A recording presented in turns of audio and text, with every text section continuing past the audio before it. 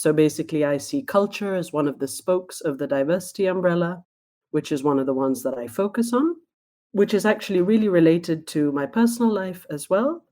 I was born in Sweden, but I am half Sri Lankan, half English, and I grew up in Spain, and I lived in Kashmir and in Wales and all over the place. And now I'm based here in the Netherlands, and I have some Dutch ancestry. So it's quite an interesting circle that I am now, living here and building a home, I would say, a second home. You're listening to the Global Inclusion and Practice podcast, sharing the stories of DEI changemakers around the world. Vivian Aqua and Marjolein Vlug bring you behind-the-scenes stories and kitchen table conversations about the personal perspectives of DEI professionals, representatives, advocates, and allies, talking about what matters in this work and what sustains us in creating lasting change. There are many of us working on creating a more inclusive world. Let's share our stories. We're in this together.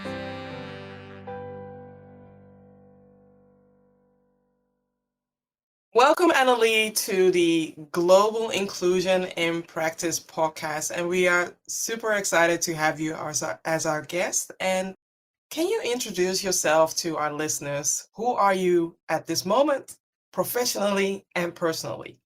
Thank you very much, Vivian. It's a pleasure to be here with you and Marjolein. And I'm really looking forward to this conversation. Likewise. Great. Quick introduction to myself. So my name is Annelie Wambeek, and I am a freelance diversity, equity, and inclusion trainer. And I have been for the last, 2.5 years. And professionally, the way I place myself is I work at the intersection between diversity, equity, and inclusion and intercultural competencies. So basically, I see culture as one of the spokes of the diversity umbrella, which is one of the ones that I focus on, which is actually really related to my personal life as well.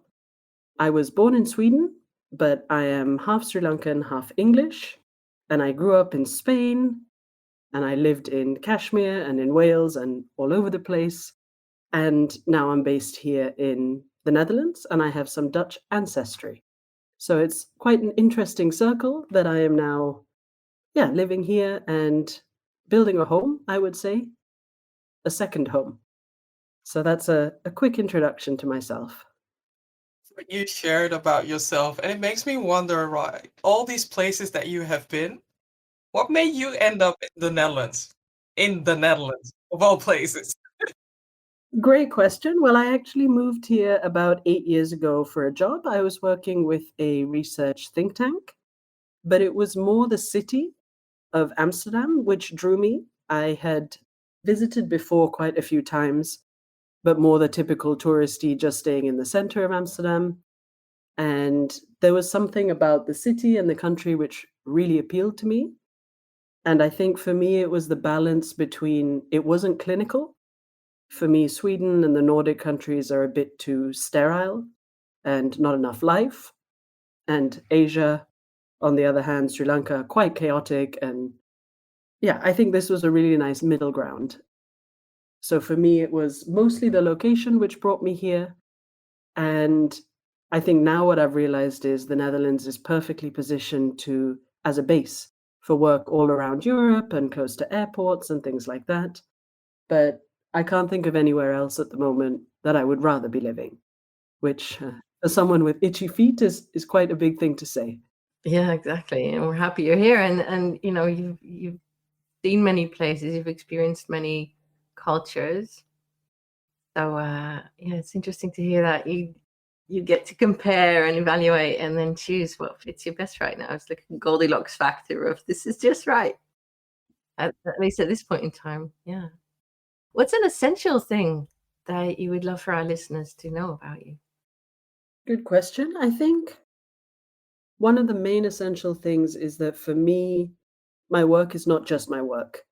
It is topics and things that I talk about with my friends and people in my personal life. And it's actually quite a privilege for me that I'm doing this for work now.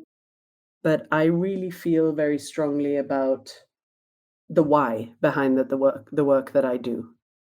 And that's kind of maybe been the red thread for me, why I do this work. As I mentioned, I've only been freelance for a couple of years, but now with some hindsight, I can look back and think, no, actually, I've been doing this work for a lot longer than I realized, or a lot longer than it was in my job designation. So in what ways did it show up before? I think I've always played the role as a kind of connector between cultures. I previously worked in the finance sector. I worked with a foreign policy think tank, and I always seemed to be a kind of bridge. So between, whether it was Eastern and Western cultures or even different, continents, things like that, it came very naturally to me, which is actually why I didn't see it as a skill set. I presumed, everybody finds it easy to interact and understand different cultures and see from really varied perspectives. But I would say that's probably what ties it all together. And I've always had a very strong moral sense that there is so much that needs to be done, and I felt a strong responsibility that I needed to do that. And actually, throughout my career, that's manifested in different ways. But yeah, I would say where I am now, I feel like I'm giving back in a way that is healthy for myself as well. I'm not burning myself out to try and save the world, but I do think that little by little, we're making some steps in the right direction. Yeah, for sure you are. What you are saying resonates so much with me, as especially the part that being a bridge builder, right? Because DEI change make this is a very important skill to have. And it makes me also curious about deep down what makes you do the DEI work that you do. Good question. I think the short answer would be I have felt what it's like not to belong, whether that's in an organization, a country, a society. I've always been different. And growing up, my mum said to me, she would always say, "Oh, it's great to be different. You're so lucky, it's an advantage." But I really didn't see that until I was in my mid to late 20s. So I think that's one side. I felt what it's like not to belong. And on the other side, I've had a huge amount of privilege. I've grown up in a very privileged bubble, you could say. Um, I've had, I've been educated, until very recently. I've been studying, and I also have a lot of white privilege, which this is a podcast, so you can't see me, but I don't present as white. But my name is white passing. I have a Swedish passport. So I've really, for many years, especially in my teenage years, I was dealing with the guilt of privilege. And only many, many years later, after a lot of therapy, do I realize it was white privilege that I was dealing with. So I think it's the combination of having felt like I don't belong, but also feeling like I have so much unearned privilege. What can I do with this? And I think it's the combination of those two things which drive me. I love what you're I sharing, and Yeah. also regarding your name, but also tying it back to the history part, right? There's a lot there that has to be unraveled, and I appreciate that you are bringing this aspect up because this is also an essential part where some people feel like they can't do anything because of what their ancestors have done in the past, and you are doing something not only based on your name, but also based on what you have experienced. And that is enriching for a DEI change maker to have that. Thank you. That's great to hear. And I think it's really important that we look at ourselves as DEI practitioners. I do a lot of work around decolonization and what does that mean? And it's really made me examine myself. I am essentially colonist on all sides. I mentioned I had Dutch ancestry. And in Sri Lanka, we actually have an ethnic group called Dutch burghers with an H, so the old spelling for citizen. And it is actually an ethnicity. That is what it said on my dad's documents. He's a Dutch burgher. And we are direct descendants of the VOC, or the East India's Company. And it gives you a lot of privilege. But that has played a huge role for me in kind of unpacking, my ancestors were maybe not the good guys, quote unquote, and the other part of me is English, and now I'm a privileged expat. So it's really, yeah, a lot of self work on how can I use these privileges which I've been afforded, and also to make sure I'm not there to speak for all Sri Lankans, for example. I think that would be misrepresentation. Or, everybody in the global south. Of course not. But what I do hope is I can bring a perspective that shows the value of other forms of thinking, but I have one foot in the West, so to speak, that I can relate to people as well. So I can see both perspectives, or at least I'm starting to see those, I think. In what Known you ways for is a it while, and it's not starting. I've known you for quite a while, so it's not starting. True, true. true? Yeah. And a lot of if you're not following Annelie yet, please do, because she poses very interesting questions on LinkedIn, for example, around decolonization, around other topics, around intercultural challenges. Thank you. I think LinkedIn for me was a conscious decision. I maybe haven't followed all the steps on how to be a good freelancer and update your website and post regularly, and I really I focused more Yeah. on exactly, connection building and the more human aspect of it, and I now really see, 2.5, 2 and a bit years later, it's the community who I'm working with, it's the people like yourselves who I meet, and I'm starting to find my voice a little bit more on LinkedIn and put out things which maybe, possibly not the best promotional material at the moment, but it's really sharing how I feel and questions, and often more questions than answers, but that's our life and our work a lot of the time, I feel. Yeah, it's interesting conversations and interesting thoughts to develop with it. You can even read a post by Annelie and not even comment, but it puts a seed in your head that you then keep thinking about.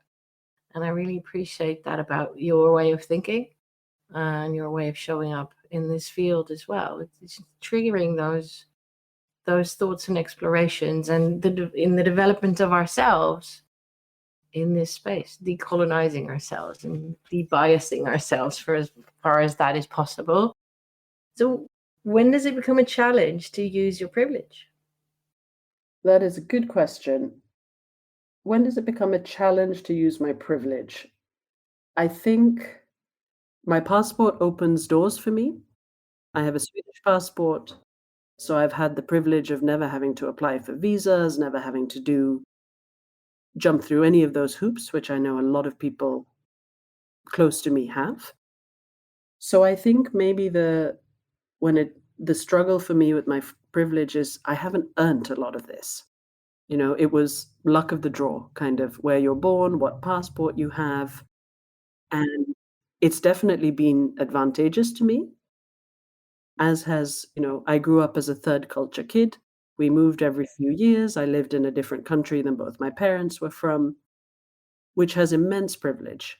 But I really think it was the challenge in that privilege is for me figuring out how to use it for good.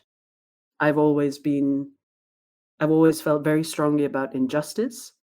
And that's a driving force for me to try and see what we can do to change that, whilst being aware that, in some ways, I'm probably part of the system of injustice, purely from having the privileges that I do and being able to get into spaces because of my name, because of my Western education, even the fact that I'm here in Amsterdam, I don't have any visa concerns. Those are all privileges which I haven't earned, which I think plays on me quite heavily. But I've really done a lot of work for myself in how do we turn that around? Yes, I have privilege. Now, what can I do with that to maybe help other people question theirs as well? And for me, vulnerability, I'm really open to sharing when I have questions and no answers. Like you mentioned on LinkedIn, I often ask a lot of open-ended questions because they're things that I'm thinking about. And I firmly believe that we are not As DEI practitioners, we're not experts. We are there to facilitate a discussion, to have a conversation, and everybody brings their own expertise. So, yeah, in that way, I feel I try and use my privilege for good. And that's the nature of privilege, isn't it? I mean, it's the luck of the draw. It's unearned. That's the whole nature of it. And it's, as you're talking about this, I recognize this about my own privileges and about conversations that other people have and thoughts that I've heard people have. It's, in a way, it's funny to have a feeling, or to have a feeling of guilt or responsibility around something that was the luck of the draw.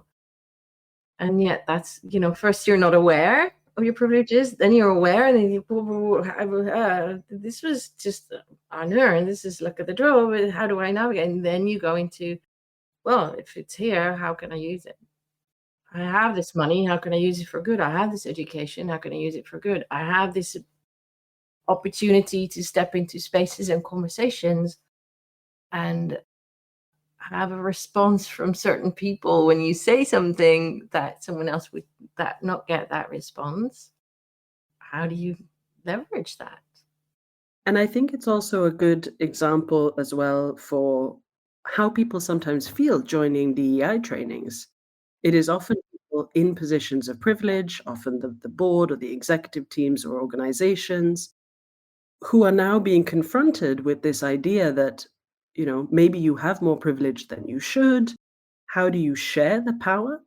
And that is a big focus area of all my work.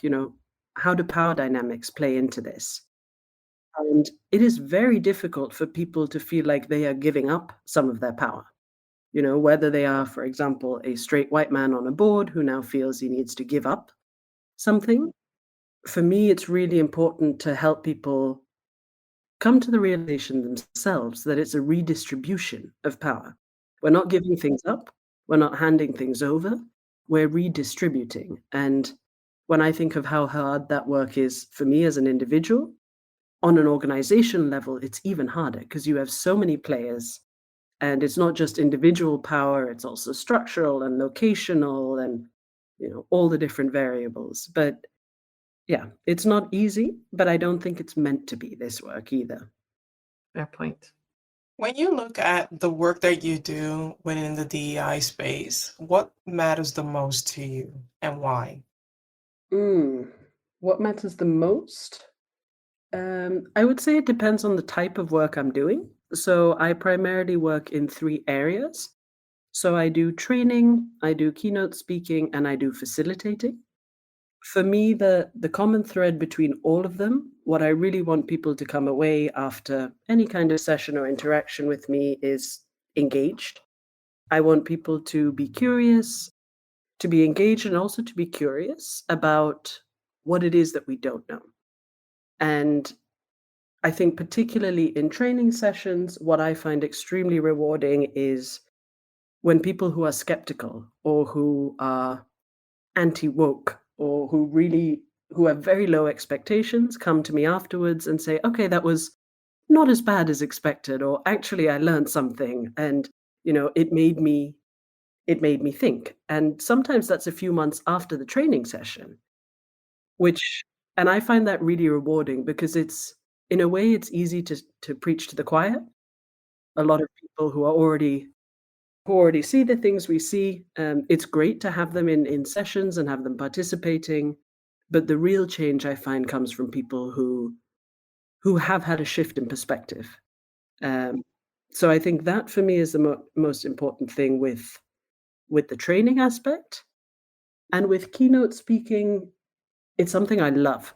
To me, it feels like theater in a way. You're on a stage, and for me, the bigger the audience, the more energized I get, which I thought was the way everybody worked. No. I thought everybody would love it. So for keynote speaking, it's really what I hope people get is they can feel the passion that I have for what I'm talking about, but also there's a sense of engagement. I really don't believe in lecturing and lectures and, talking at people. So I try and keep even keynote engagements as engaging as possible. And then the final arm is facilitation. And for me, facilitation is one of the hardest aspects of my job, but also one that I possibly enjoy the most. And maybe quickly, facilitation can mean a lot of different things for different people. But what it means in my situation is I come in to help organizations, teams, individuals have a discussion around issues or topics that are extremely sensitive, often politically sensitive, sometimes personal, and to have these discussions on how everyone can be heard. And that for me is the most important. How do I facilitate, create an environment where people are often not going to agree ever? There often isn't a solution. But the important thing for me in a facilitation is that people feel they are being heard. And also we see how much more in common we have than the differences when we're speaking about very polarized issues. So depolarization is something I would say that runs through all my work. Yes, we all are very different individuals, but we also have a huge amount in common. And I can't remember your initial question now, but that got to the end of my You answered it to the max. The initial question, what matters to you the most, and I can see your eyes lighting up when you talk about these subjects and you talk about the different aspects of your work, where I can see your heart in keynoting. The moment that you were talking about keynoting, that was where your heart was the biggest, right? So I understand it. So it's for me, it's like preaching to the choir what you're sharing, but I also understand that this is valuable information for those who are seeking to become DEI practitioners or want to deepen their skill set as a DEI practitioner. So thank you. What's an essential ingredient in making that happen, in making people depolarize, for example? I think it's very different if we think about it on an individual level versus an organizational level. I think one of the main ingredients you could say that is essential for an individual is, I guess, open-mindedness or the willingness to challenge themselves, to challenge the status quo, to maybe, well, no, to definitely feel a bit uncomfortable with things that they have always seen as true or good or right. People need to be in a headspace where they are open to reshaping some of those narratives. And I think what is essential from an organizational or company perspective is it is buy-in, and it's buy-in from all levels of an organization, right from the top to people working throughout the organization. I feel very strongly about performative diversity. There are a lot of organizations which will kind of put up a flag during Pride Week and, have a nice article in the newspaper. But when you go in and you speak to people, they don't feel included. They don't feel like they belong. And to me, the essential thing is that an essential ingredient is that an organization understands the why. Why are they doing this DEI work? Is there something they're trying to solve? Are they just trying to tick a box? That is sometimes the question. Are they trying to comply with legal regulations? So for me, the why behind a corporate, and also that they allocate time and budget, which I think it's tricky because a lot of companies say, oh, we really focus on DEI, but we have one person who kind of looks after it on the side of their job, and they are often a person of color. And then it's really difficult to see, are you putting your money where your mouth is from an organizational perspective? I think that is an essential ingredient. I really appreciate how much expertise and insight, wisdom you've gathered and gained and are sharing currently. And so I want to invite you to sort of zoom out and look at yourself sitting there in that chair and having this conversation with us, and zooming out a bit more and looking at yourself as a person living today. What lights you up? I think learning lights me up in whatever capacity. It doesn't have to be formal academic learning. For me, it's, traveling to new places or Languages, I find language really fascinating. And wherever I go, I try and, yeah, see how much I can understand and piece together. And I think it is that when I think about it and when you say zoom out, curiosity maybe around learning. And also for me, the understanding that this is a lifelong journey, DEI in general, also for ourselves as practitioners.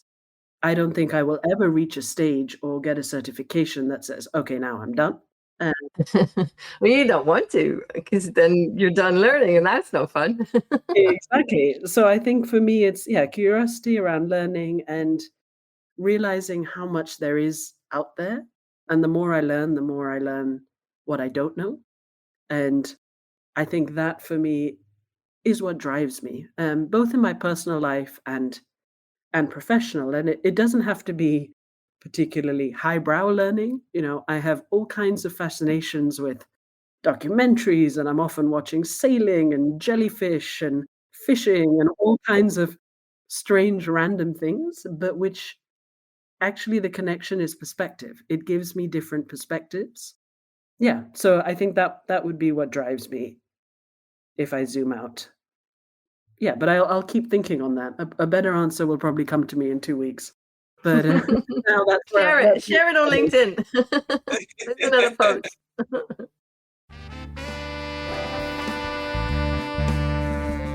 Hi, I'm Vivian Aqua, the certified DEI consultant, and I would like to invite you to take your organization to the next level of understanding by collaborating with me.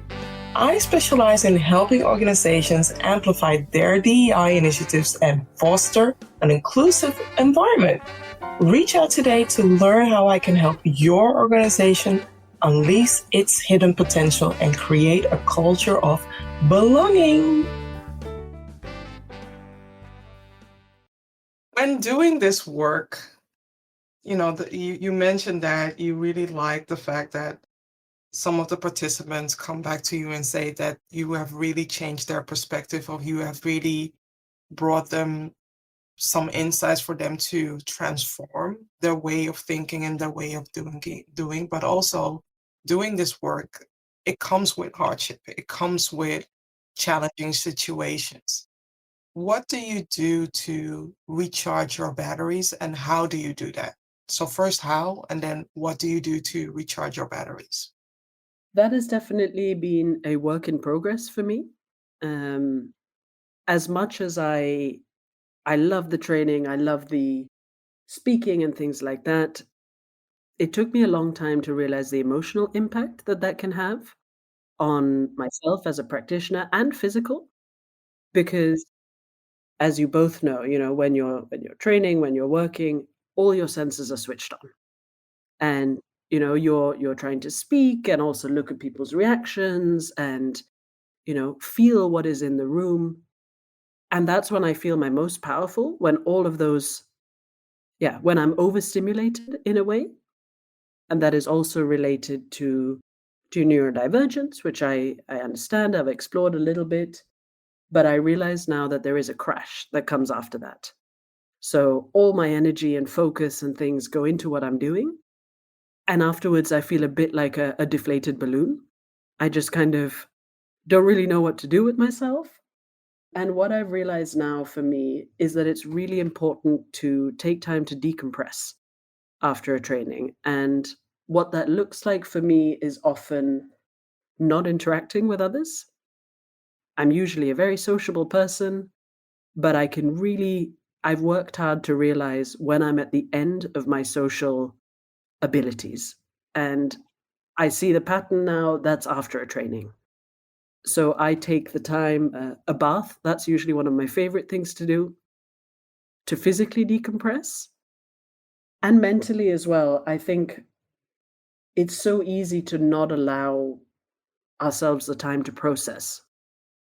Also, the hardships, you have a lot of people challenging you, which I like and I welcome, but they're often challenging your worldview, your foundations, your morals, not easy things that you can forget about or that you should forget about in a minute.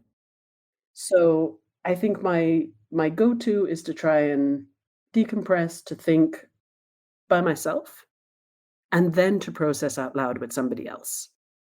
I would say maybe 5 years ago, my immediate reaction would be to call a friend or a colleague and try and process in the moment.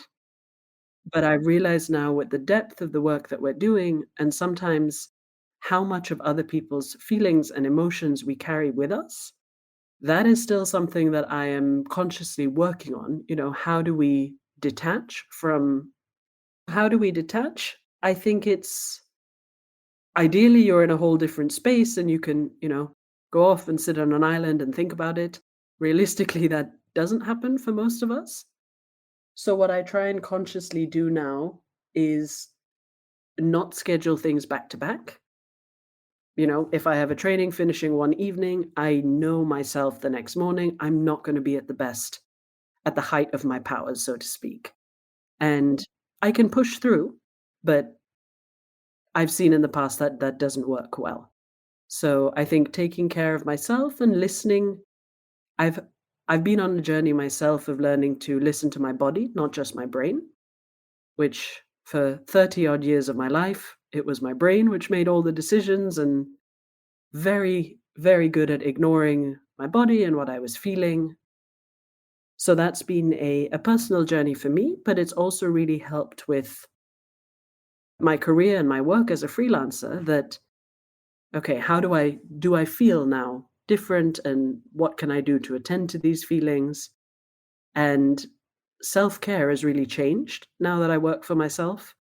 And I think it's constantly changing. I learn from people all the time that, they'll have a tip or something that they do, and I think, "Oh, that would really suit me." Yeah, so it's evolving as everything is. Yeah, and it's in more than one thing. With all that you shared, it reminded me of two books that I need to share for the audience.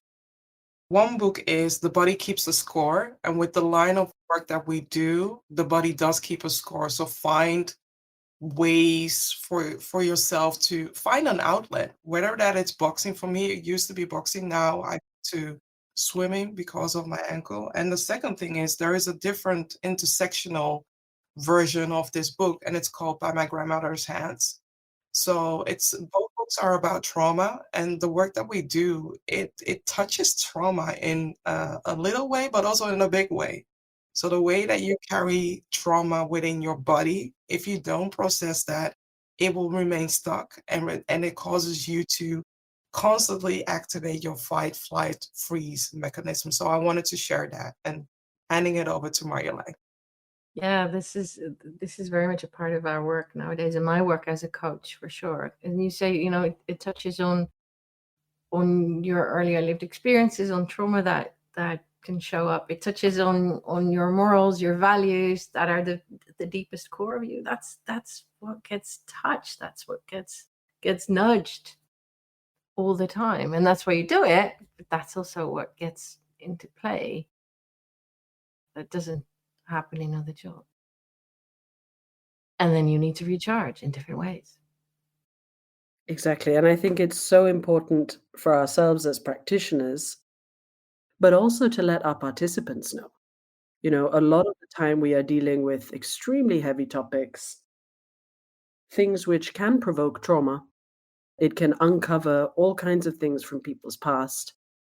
And I really see it as our responsibility as people who are kind of opening this box, this Pandora's box. Some people have repressed a lot of things. I find the ethical responsibility around that crucial. I'm not a trained psychologist or a psychiatrist or a trauma informed therapist. That is not my skill set. But I think we need to at least be trained enough to know when other support is needed, particularly for our participants. And that is something that scares me in the DEI field, because as you both know, there is no one certification or nothing like a doctor that, okay, now you're good to go, you're responsible enough to train people. But I think there needs to be a standard of care An and upskill in that responsibility. corner, you mean?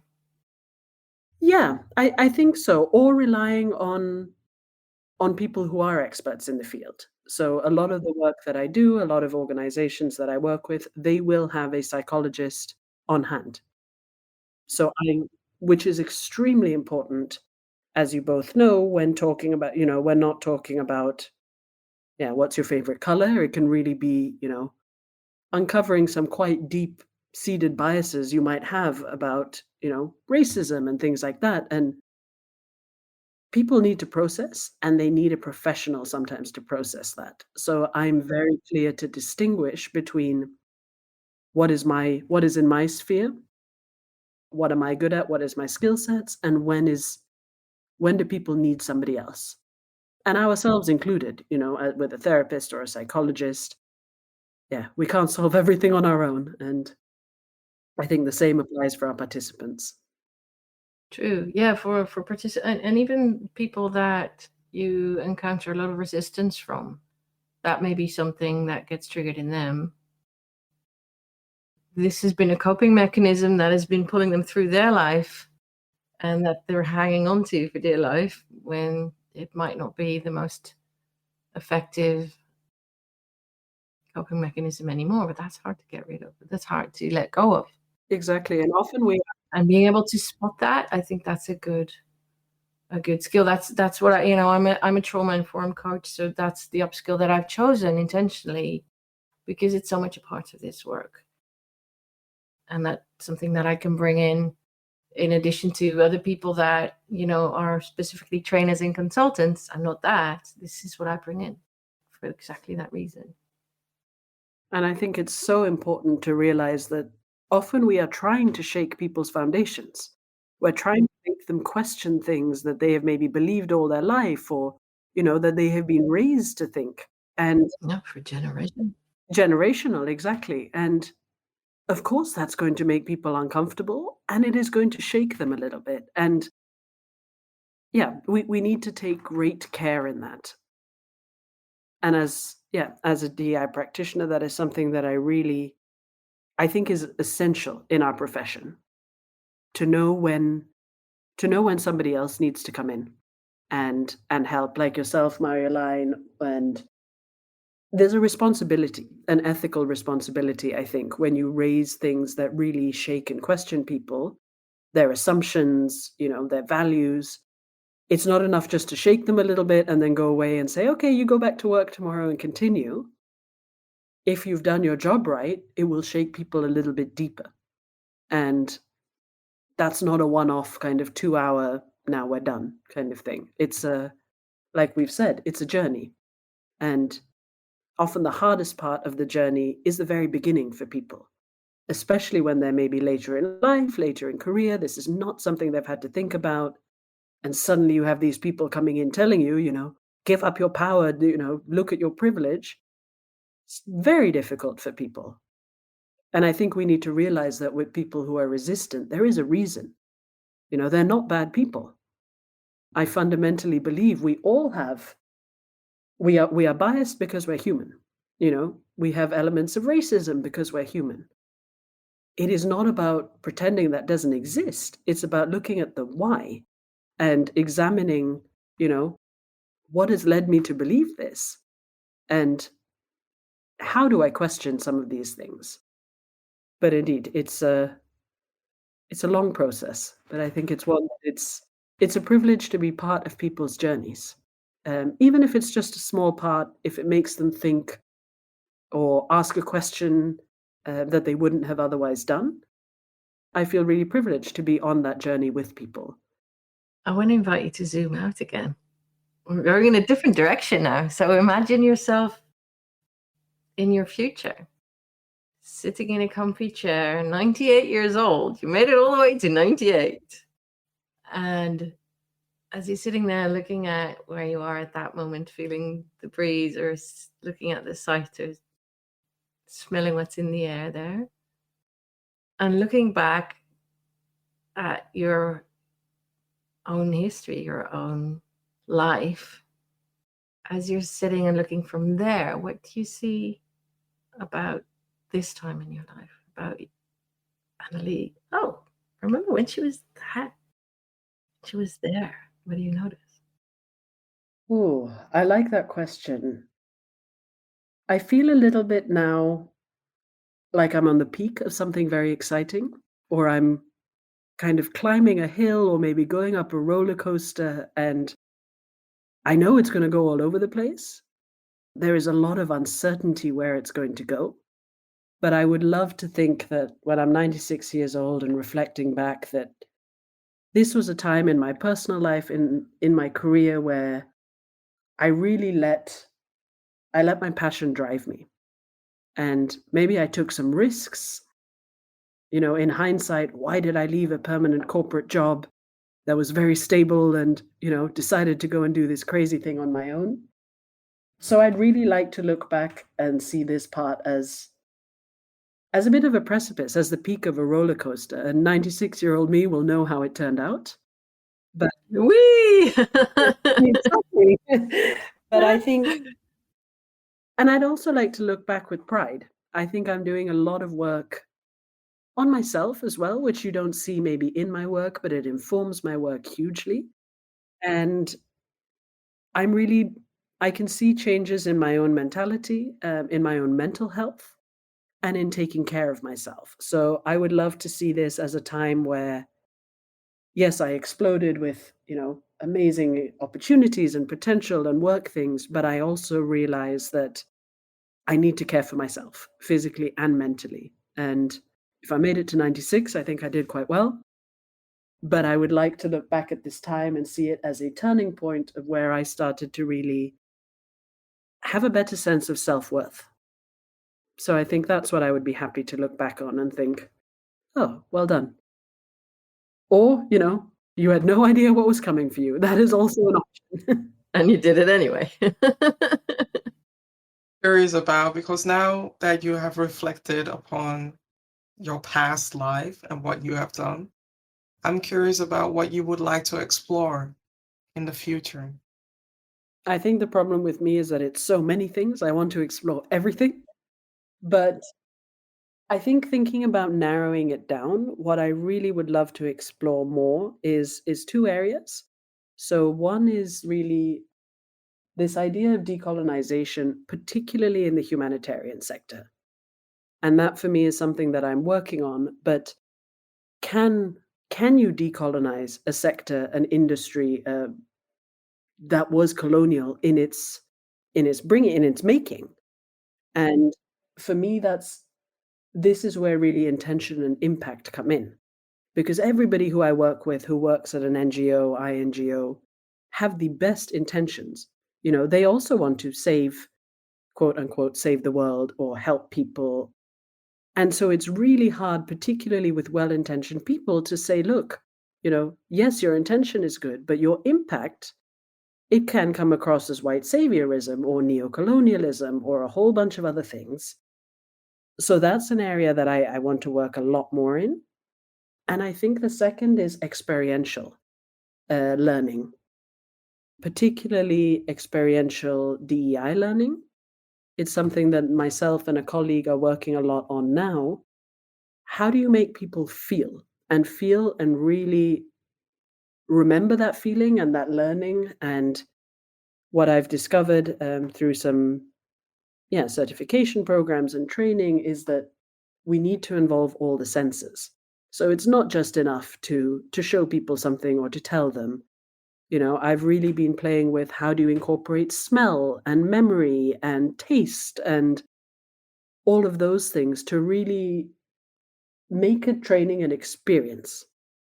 So I see that a lot more in my future, organizations who want something slightly different.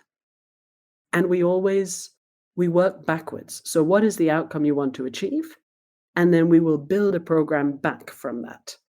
And that for me is a really exciting area, both with physical experiences, you can taste something or touch something, but also in the virtual realm, right? How can all of that, how can we really help people to experience something which they might never experience themselves? So I think that is what I'm really excited about doing more of. And what I see in my future, I think there are a lot of people who could benefit from more hands-on experiential feeling kind of work. And it does take time, it takes budget, it's big investments from organizations. But thus far, touch wood, We haven't had any negative feedback. It's always been, okay, we would love more of that. And So that, also the impact is so much faster when they activate this part where people are activating this. I mean, in full transparency, for those who are listening, I've collaborated with Annelie with the virtual reality experience, and that so far to me, it's the one of the best ways to really make people experience how it is to feel included, but also for them to experience what the impact might mean for the team and what the impact might mean for the organizational level. So thank you for bringing this topic up, because it's also one of the topics that I would like to explore and amplify as well, because so many people don't know what it means to feel excluded. Yeah. yeah. And you've been a big inspiration for me there, Vivian, in the work that you do. You introduced me to the idea of VR and amplifying empathy, and that was a big eye opener for me. So on one hand, that is what I love and I'm looking at. On the other hand, I'm trying to go completely analog in some trainings. Recently we did a full day training, not one single slide, you know, and that was, as trainers, that is an intense to get through an 8-hour day without that, but it's so rewarding. But at the end, you need to sleep for a couple of days, that's for sure. I can imagine. I can imagine. To me, when you started saying that, it completely analog, I'm just like, no, I miss tech. I miss tech. For each to each their own, right? Find your way of sharing knowledge, sharing information. As long as you add in engagement and add in stories and adding a lot of yourself, personal, keep it personal, you can do no harm or no wrong. Yeah, it's your own flavor in it. I really love learning more about your flavor, Annelie.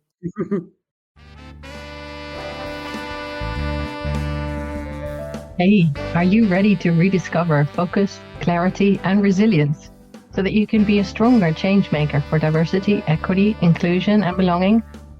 I am Marjolein Vlug. I'm a certified coach. And whether you're getting started in DEI or are further along in your journey, I can support you to take your work to the next level. With me as your ally, you can gain clarity on your next initiatives or career goals, make intentional choices, stay accountable to them, deal with the intensity of the work, and create real change. Let's talk. I'd love to learn more about you. Reach out, book a chat.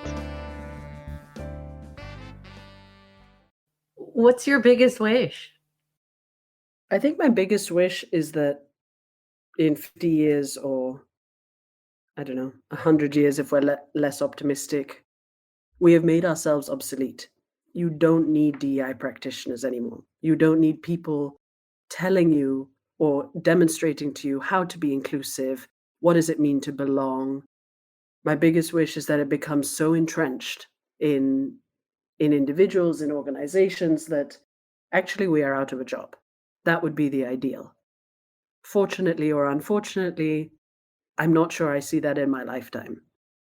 I think we're maybe taking steps towards it, but I think it's also really important to remember global context. I'm sitting here in Northwest Europe, where a lot of companies are putting money and time and effort towards diversity, equity, inclusion, belonging, justice, towards all the letters of the acronym. But there are a lot of parts of the world where we are still fighting for, quote unquote, the basics, equality. We haven't reached the point of equity yet. Equity is great, that's what we need. But there are a lot of places that are still struggling for equality and to be heard and to be seen.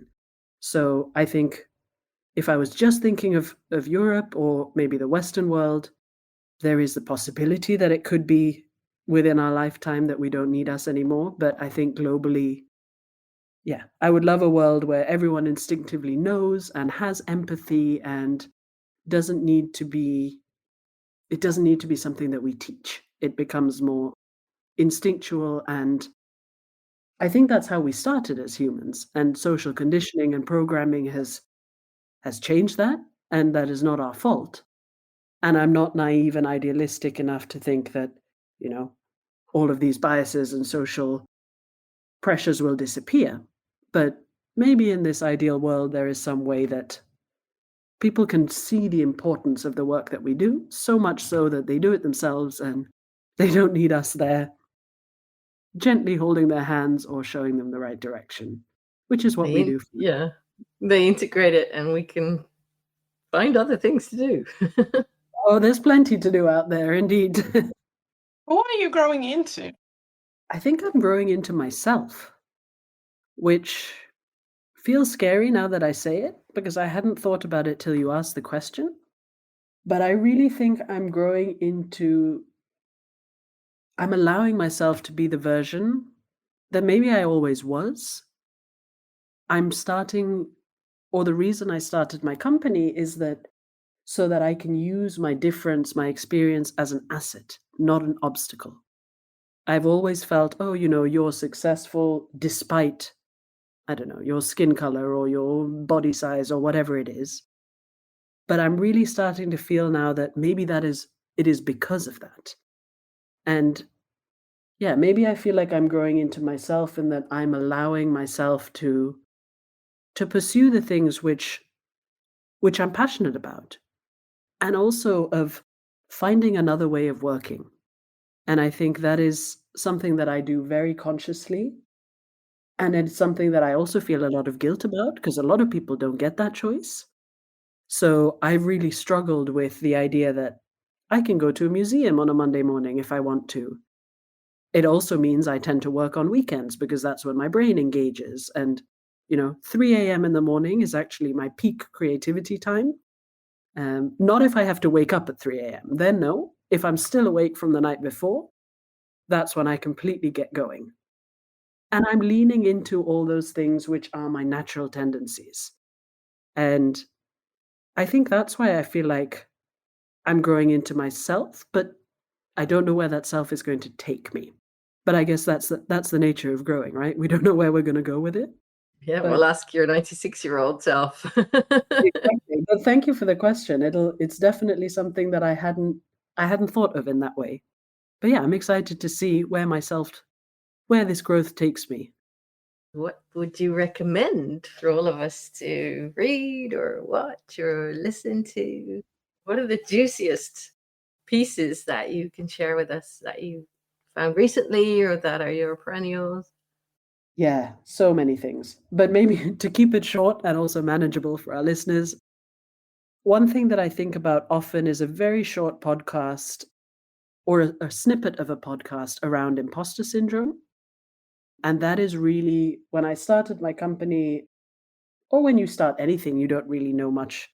You don't know where it's going to go. You feel this imposter syndrome. And this 5-minute podcast, it really made me realize that when you're feeling that, you're in your learning zone, you're in your growing zone, you're out of your comfort zone. And that is a positive thing. And that has really stayed with me the last few years. Whenever I think, oh, am I out of my depth? I think, no, you're in your growing and your learning zone, and it's uncomfortable, but it should be. So I will share the link to that little mini podcast. What else? I think for me, it's also really important that people, yeah, if you have the ability and you can, it's travel. And I think, of course, I can't share travel with the rest of the world, but Travel where to? What would be? I think travel to somewhere that is as different from what you know, that couldn't be more different in all aspects, physically, climate and people and culture. And for me, and it doesn't have to be far. You could be in the Netherlands and go to Belgium and find a whole different, way of viewing the world and culture. And so I think that would be the second thing. And You I can be most in Northern India and travel to Southern India and exactly. huge differences. And I mostly do that through novels and through books because, we don't have unlimited resources, of course. We can't go traveling all the time. But really, it is reading Africa is Not a Country. That is a book that I would really recommend. And there's one more Sri Lankan book which has recently come out about the end of the civil war in Sri Lanka. And it is one that touched me It already made it into my top 5 of books of all time. It's called Brotherless Night, but I will share the link to that. Yeah, and I'll probably come up with 5 million more, but when this podcast comes out, I will share all those links of what I am. Yeah, we can squeeze them into the show notes. I will get them in the show notes. Yeah, but I would say that's what it is for now. Yeah, thank you for sharing those, because they speak volumes about you as well. We have reached the final question, and that is, what is important for others in DEI to remember? I think possibly what's most important, which I alluded to earlier for me, is the principle or the notion of do no harm. And I think that is one which maybe we don't consider enough as DEI practitioners. Sometimes we are asked to do some work by a client. They say, this is what I want. I need it in 2 hours. Give me the introduction to DEI. And, sometimes people say yes. Sometimes I've said yes, and you do it. But actually, I think we need to take a pause there and consider, even if we're not doing good, if we don't think people will change or, lead to behavior change in 2 hours, which is often not the goal, are we actually doing any harm?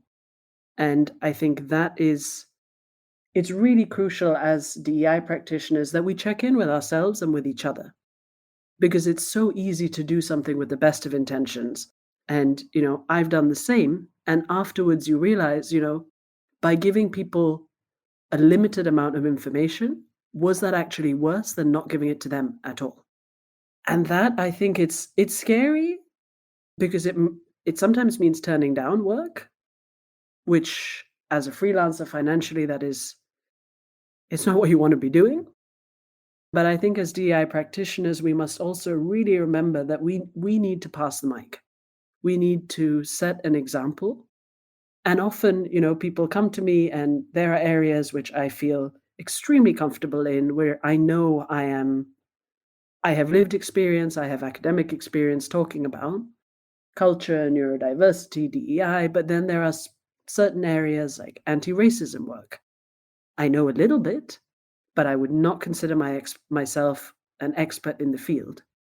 So I really think it's important as practitioners that we pass the mic to people who maybe have the lived experience. Sometimes people reach me and say, oh, could you give us a training about what it's like to work with, I don't know, Singaporeans? And yes, I could guess, and I could make an educated guess. I could do some research and I could give you a very good training. But actually, the ethical thing to do, in my opinion, is to pass it to a Singaporean. So I think as DI practitioners, that's something we need to remember, that we have strength in our community. And if we have this scarcity mindset that, oh, if I don't take this, I'm not going to get another job, which is definitely something that I've been struggling with as well, other things will come. And I think it's that comfort, or getting more comfortable with the uncertainty as a DEI practitioner, that, okay, I might not be the best person for this. I might know somebody who is, but that doesn't mean I'm not going to get other things in the future which are not fully suited to my expertise and my need. So I think, yeah, that's where I would end. Do no harm, and when needed, bring in people with expertise, particularly in the mental health realm. I think that is where we need to take even more care than we are all doing at the moment. Add on something, because Annelies, we have collaborated a couple of times. I've even shoved, some work because I couldn't, right? Annelies was one of my angels during my ankle recovery, where I thought that I might lose a client, but after having a conversation with the client, that Annelies did the work and we made it happen, we made it work. And I truly appreciate your support in that. That's also another way to collaborate, right? I recently went to France with my ally. That's also another way to collaborate. So let's deactivate the scarcity mindset, because there is enough of the pie for everybody. But consider, rethink about, are you the right person for a specific topic? Because like Annelie shared, there are some topics that I don't touch as well. So thank you. Thank you so much for sharing you and for sharing who you are behind the scenes as a DEI change maker. Well, thank you both for providing a platform. And yeah, I think with anybody who does a podcast, suddenly afterwards, after you get the questions, you realize the answers. And I think for me, it's been really helpful to start the day with questions, insightful questions from both of you, and also to have the opportunity to listen to other practitioners and kind of see what drives them, what motivates them, what is behind our shiny business card or website or LinkedIn, who is the person behind it? So yeah, I really appreciate the work that you're both doing to highlight this. And yeah, I thoroughly enjoyed myself. So I hope our listeners do too. Thank you. Me too. And so did I. Let's share more of these stories. Thank you for sharing yours. Thank you both. Thank you for listening. You're warmly invited to pause for a moment and think about what stood out to you from this conversation. Please share this episode with others to inspire them too. Make sure to subscribe to our Substack channel. We'll be back soon with more episodes. Be well, take care, and stay connected.